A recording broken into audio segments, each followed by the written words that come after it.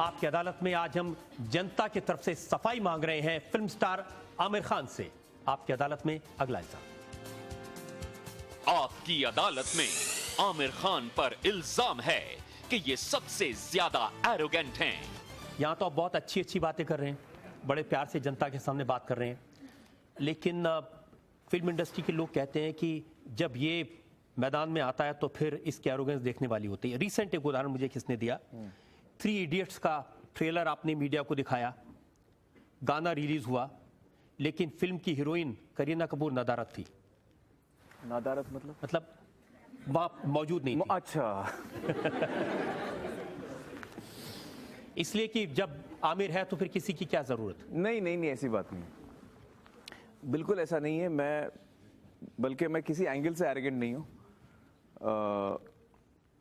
जो हमारा प्रोमो था उसमें राजू जी, विनोद और मैं थे प्रोमो रिलीज करने के समय।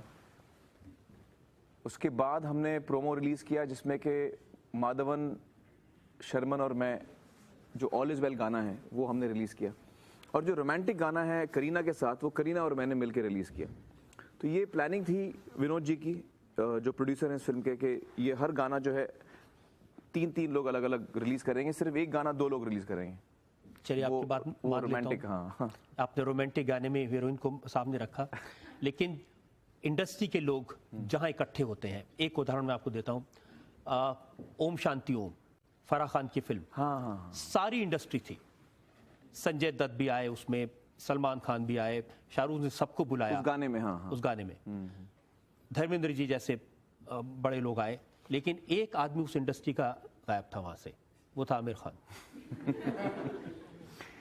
एक्चुअली दरअसल ये मेरी एरोगेंस नहीं है, मैं अपने काम को बड़ा सीरियसली लेता हूँ, और मैं ये नहीं कहता कि बाकी लोग नहीं लेते, लेकिन मेरे लिए जब मैं किसी फिल्म में अगर मैं एक शॉट भी दूं उस फिल्म के अंदर, तो मैं पहले स्क्रिप्ट पढ़ूंगा, मैं ये डिसाइड करूंगा मुझे ये करना है नहीं करना है। अब वो एक गाना शूट करना चाह रहे हैं, अब वो गाने के लिए मैं उनसे स्क्रिप्ट मांगूं, अजीब लगता है। मैं काम करता हूँ पैशन और लव से, तो मुझे आप 100 करोड़ दे दीजिए कि भैया ये गाना कर लो या ये फिल्म कर लो, मैं नहीं करूँगा जब तक मुझे लगे नहीं कि यार अंदर से आवाज़ नहीं आए कि मुझे ये करना चाहिए, मैं करता नहीं। और उसके लिए अभी मैं स्क्रिप्ट मांगूं कि अजीब लगता है। अच्छा, अगर मैंने स्क्रिप्ट पढ़ ली और मुझे बुरी लगी तो और मुश्किल हो जाएगी। मैं स्क्रिप्ट पढ़ के नहीं, मैं तुम्हारा गाना नहीं करूँगा, मुझे स्क्रिप्ट पसंद नहीं आई तो और मुश्किल हो जाएगी। तो इन सब चीज़ों में मैं दूर हटता हूँ। बल्कि आप नोटिस करेंगे मैं कहीं पार्टीज में भी बहुत कम जाता हूँ, फंक्शन में बहुत कम जाता हूँ। अवार्ड्स लेने आप नहीं जाते? अवार्ड्स लेने मैं नहीं जाता। भी आपकी एरोगेंस माना जाता है कि जहाँ सारी इंडस्ट्री होती है वहाँ। एक्चुअली एरोगेंस नहीं है वो, मुझे लगता है यार ये सब चीज़ों में मैं फिट नहीं होता हूँ, मैं फिट नहीं होता हूँ ये सब चीज़ों में, क्योंकि ये एक अलग दुनिया है। अच्छा, आपका स्टैंडर्ड दूसरा है, ऑस्कर के लिए फिट होते हैं? नहीं।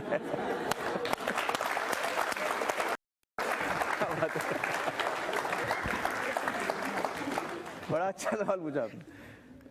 बिल्कुल ये बात में कोई सच्चाई नहीं है। जहाँ तक हिंदुस्तान के जो अवार्ड्स हैं, जो मेरा एक्सपीरियंस रहा है इनके साथ, अच्छा नहीं रहा है, और इसमें कोई बात छुपी नहीं है, सब लोग जानते हैं, तो मैं दूर हटता हूँ इनसे। ऑस्कर में एक दफ़ा गया हूँ, मेरा एक्सपीरियंस बहुत ही अच्छा रहा। तो जहाँ तक अवार्ड्स का सवाल है, जहाँ मुझे लगता है कि कुछ गड़बड़ हो रही है तो मैं दूर हट जाता हूँ।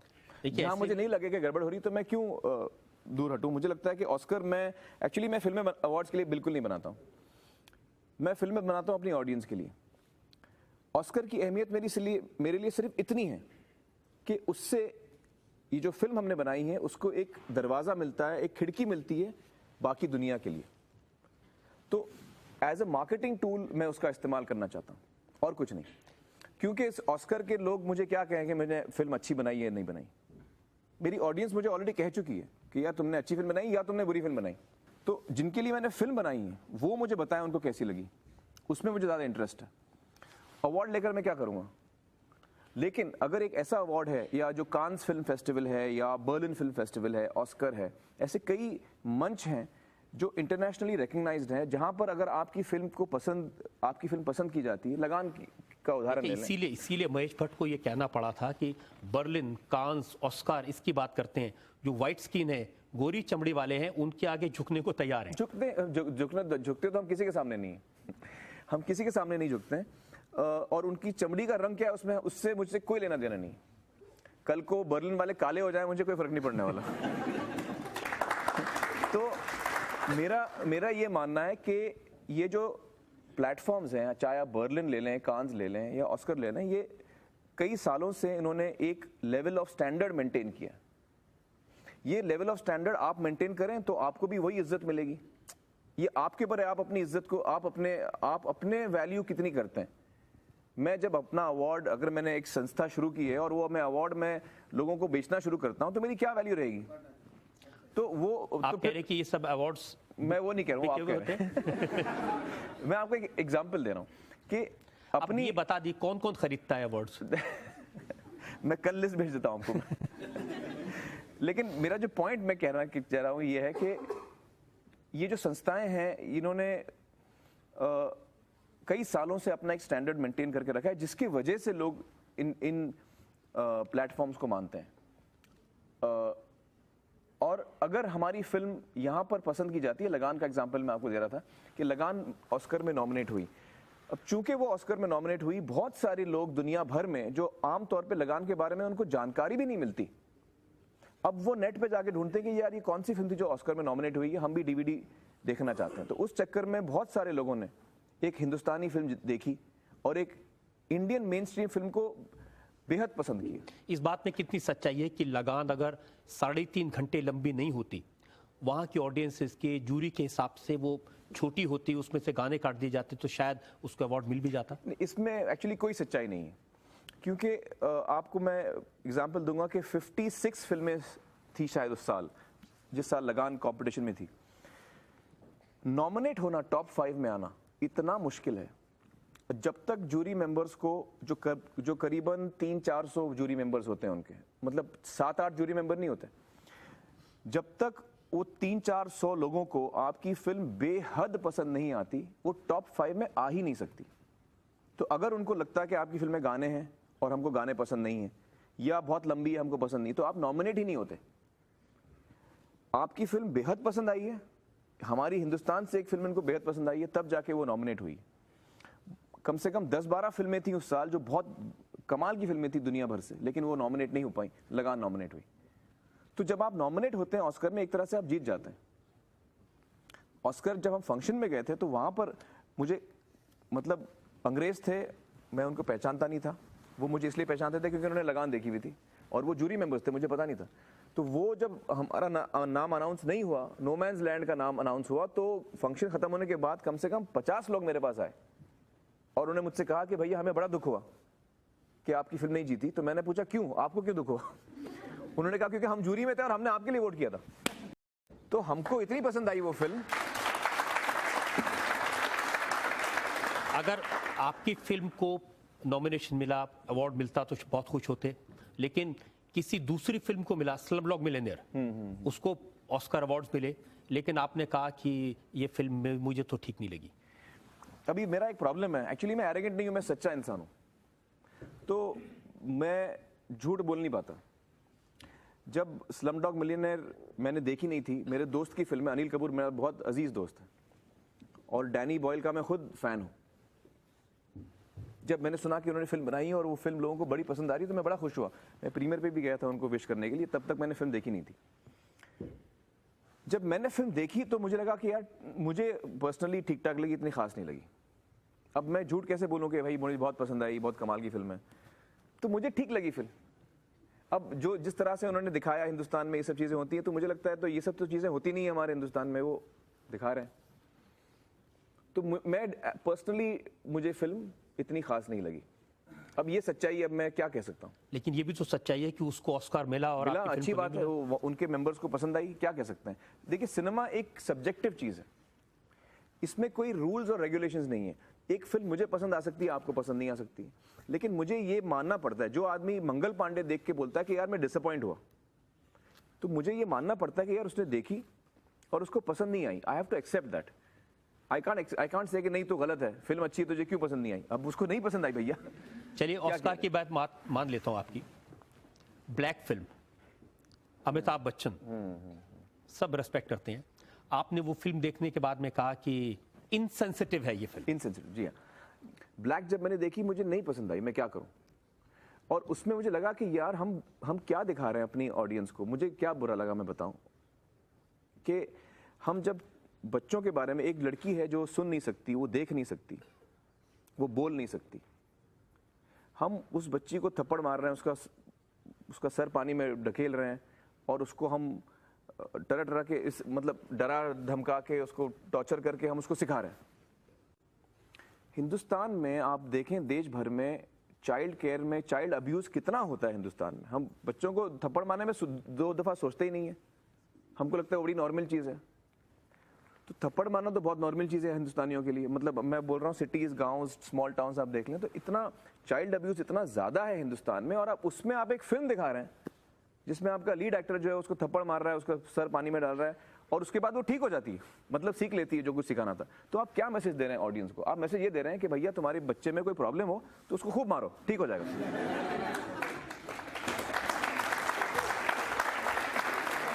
तो अगर बच्चा जो है वो देख नहीं पाए, वो सुन नहीं पाए, वो बोल नहीं पाए, तो वो बदतमीजी कर रहा है, उसको मारो। वो मारो के तो सीखेगा, वो मार के ही सीखेगा। ये आप जो सबकॉन्शियसली जो आप मैसेज दे रहे हैं, ये बड़ा डेंजरस मैसेज दे रहे हैं आप।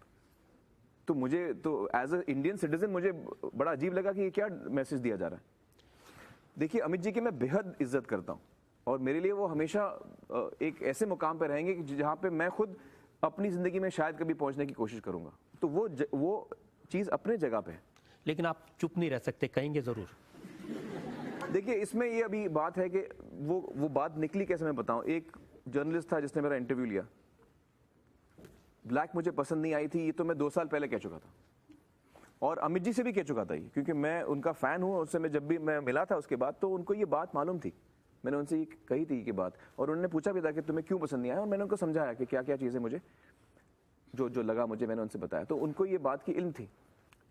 उसके बाद 2 साल के बाद, मतलब ब्लैक कब रिलीज हो चुकी थी, उसके 2 साल बाद किसी ने मेरा इंटरव्यू लिया और उसने मुझे कई सवाल पूछे। अच्छा, उसने मेरे 2 साल पहले का इंटरव्यू पढ़ा हुआ था शायद, तो उसने मुझे दोबारा पूछा ब्लैक के बारे में, तो मैंने दोबारा वही जवाब दिया।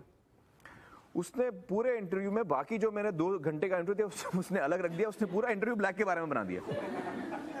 तो ऐसे लग रहा था कि मैं मतलब हाथ धो के ब्लैक के पीछे पड़ गया हूँ। तो ये अनफॉर्चुनेट बात है।